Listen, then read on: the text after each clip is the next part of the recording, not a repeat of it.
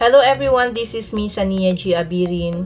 So today I'm going to show you how to use SPSS or how to input data into it. By the way, SPSS is used for data analysis. So we as researchers or students who are pursuing their master's degree, their doctorate degree, are really needing this software for their subject requirement as well as for the data analysis for those who are doing research. Now, what really drives me to come up with this video tutorial is the fact that for some students who are pursuing their master's degree and doctorate degree, they get intimidated when educational statistics is being mentioned to them because they thought the subject involves really mathematics. Some of them would say, I don't know math, I'm poor in math, so things like that. So just before the class, they already have this impression, negative impression about the subject. Actually, this subject, educational statistics is one of my favorite subjects because you don't need to study lots of things. All you have to do is to master the software and be able to discern what statistical tool to apply for a certain problem and like that. Okay, so let's begin. Make sure, by the way, you have your SPSS ready on your computer. So mine is version 20, so I'm going to double click this icon so as to launch it. Okay, so the first screen that you see is this one. Then you have this screen. Now you have the options whether to run the tutorial, type in data, run an existing query, or create new query using database wizard. So since I'm going to type data, because I have data to be analyzed using SPSS, so I'm going to click type in data, then click OK. So that's it. So this time we're going to explore this menu bar here. So the menu starts with file, edit, view, data, transform, analyze. So please take note that this is the for me the most important part of the menu, the analyze tab here, because this houses the different statistical tools that we need for our data analysis. As you can see, you have the descriptive statistics, okay, compare means, okay, you have there means, one sample t-test, independent sample t-test, paired sample t-test, one-way ANOVA, etc. Now, as you can see, SPSS screen consists of rows and also consists of columns. Okay, there are two tabs down here which are data view and the variable view. So you click data view whenever you want to input your data into the cells, and you click the variable view whenever you want to change the name, type, width, etc. of your data. So now I'm going to show you how to input data here. So let's say I have 35 students in my math class and I want to analyze statistically their performance in my first periodic test. Okay, so I'm going to input here the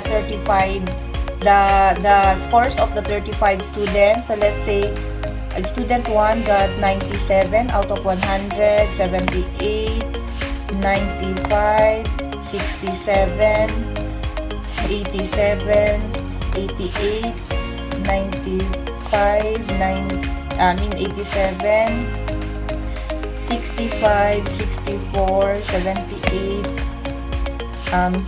89, 54, 44, 45, 89, 77, 67, okay, 87, 77, 67, 87, 96, 99, Okay, 67, 65, 64, 76, 72, okay, 78, okay, 64, 64, 62, 65, and 61.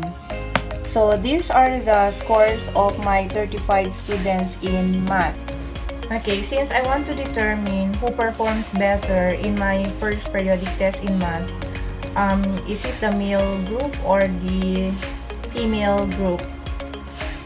So let these scores from 1 to 17 belong to male students, and 18 to 35 belongs to female students. So this time I'm going to assign a value to each of these two groups. So for male, I'm going to assign 1.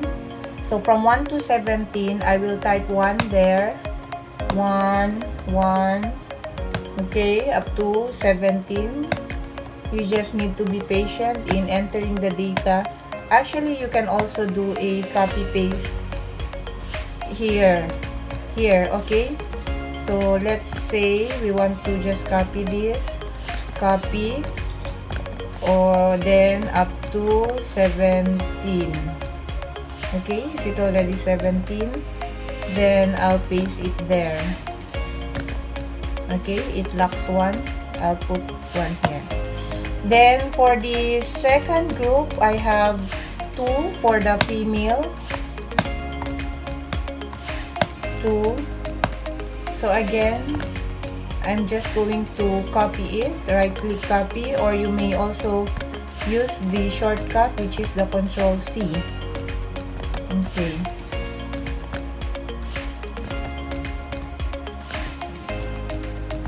Paste.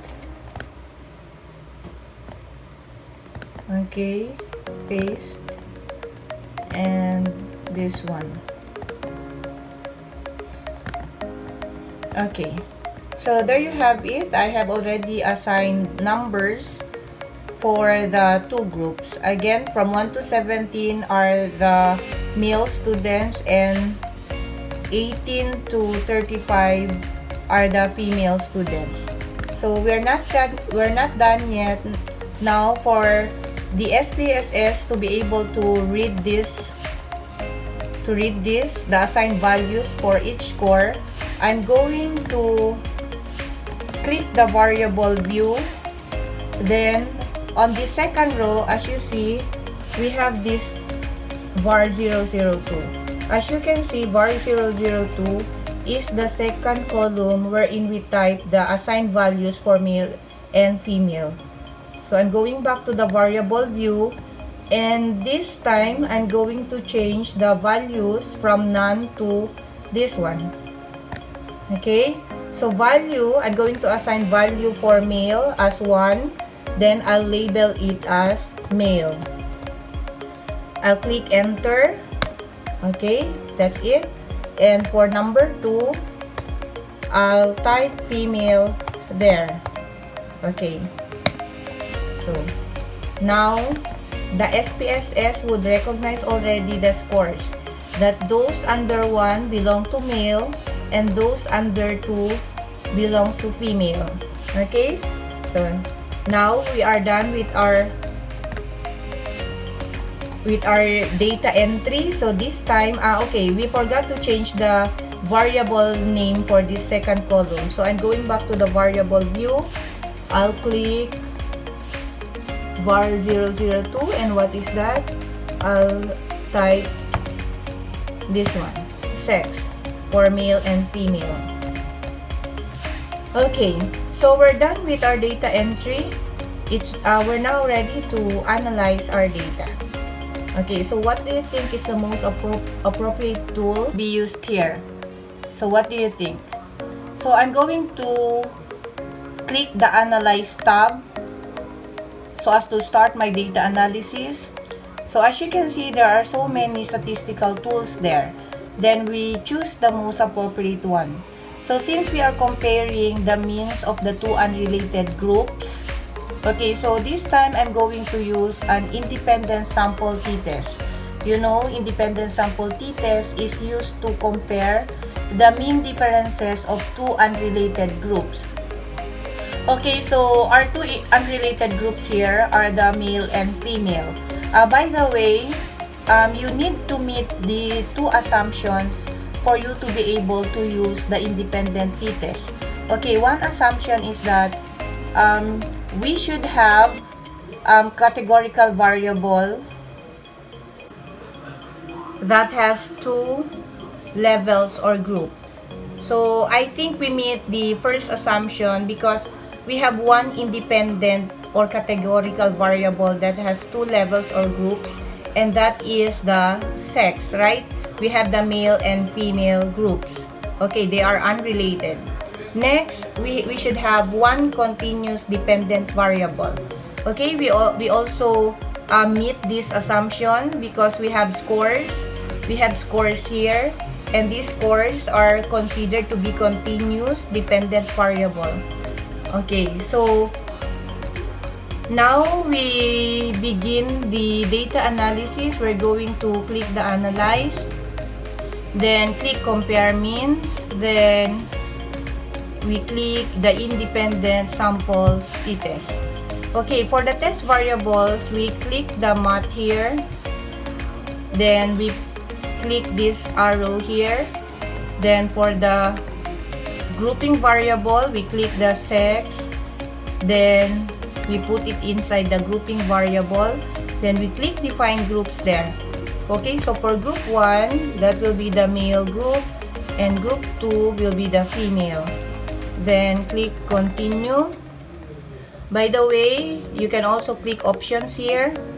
Okay, so confidence interval percentage is 95. Continue, then click OK. So we're now able to generate the two tables here, but then again, this video tutorial doesn't cover a comprehensive results interpretation.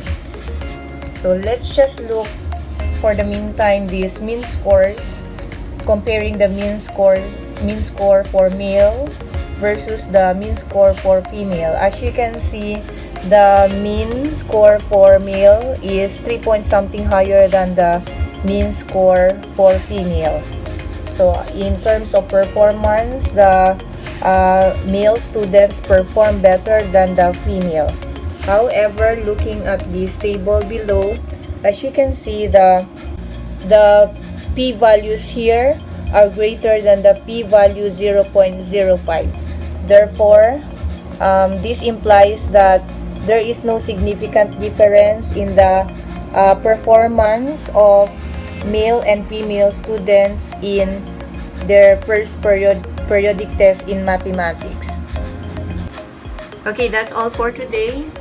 Now, if you have some video suggestions or content which you want me to upload next time, please don't hesitate to message me on Facebook. That's Miesian Sunrise, or you may just write down your suggestions on the comment box below. Okay, hope to see you in my next video. Good day, everyone.